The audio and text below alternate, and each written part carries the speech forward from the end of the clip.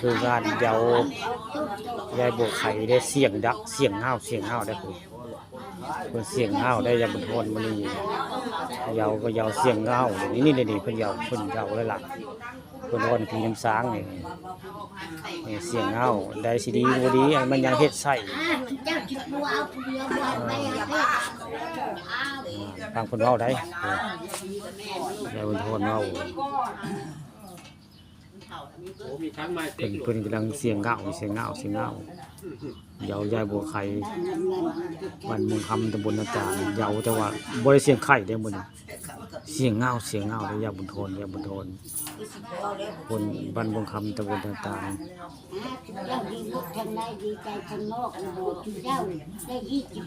ชุบเสียงไข่เป็นตาเงิดดีนะเนาะ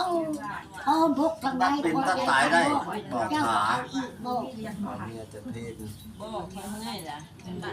โชว์ดิแกว่งไข่ฟาดเราเพิ่นว่าน้ำพีได้เพิ่นว่าน้ำพีแล้วเจ้าชาวยีบอกว่าซั่นโอ้เพิ่นว่าพีนี่ว่าพอแล้วเพิ่นงอหัวแล้วงึกหัวได้อันยามบุญทนก็พอแล้วเพิ่นว่าเพิ่นพ้นเมื่อยแล้วเพิ่นว่าพีเมื่อยแล้วพีเพิ่นรอบแม่ครูบ่ได้พรได้เพิ่นว่าแม่ครูบ่ได้พรเฮาพรเพิ่นว่าเพิ่นก็เลยเมื่อยลูกชายเมื่อยได้แม่ครูพรบ่ได้อายุ93ปีแล้วยามบุญทนแม่ครูพรบ่ไหว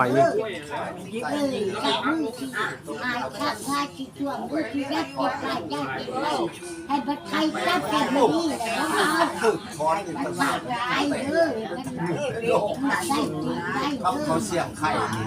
เดี๋ยวนี้มันเสียงฟังได้ผลเราให้ลูกได้กินได้เด้อผลเราเป็นวันน้ำพีวันน้ำพีได้เสียงดาบเสียงเงาเสียงเงาต้องบริเสียงไข่เลยมันมีโมนยายเป็นโทษมันเมืองก็อยู่ดาพาข้างเท่าไร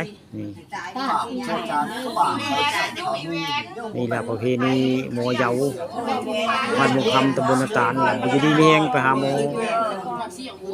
คลินิกแรกก็ยังบดีอยู่โรงพยาบาลก็ยังบ่หายก็เลยมาใส่ไสยศาสตร์ยายบุญโทษนี่ล่ะพ่อน้ำพีน้ำสางไว้ไงเสียงดาบได้เพิ่นเสียงดาบนี่แต่โมเยาเทมาทัวแดงนี่ล่ะยังไม่เพิ่นเดี๋ยวนี้เฮ้ยเป่าแคนพอสิลำสิเอาเป่าแคนดูพี่ชมเป่าแคนมึงดูเอาเพิ่นจะมือเทียนเนาะเอาเป่าแคนมึงดูบาดนี่โมแคนเพิ่นได้โมแคนพี่ชมมันมุขในเป่าแคนเหย่าได้บาดพี่ชมเข้าแคนได้บาดเอา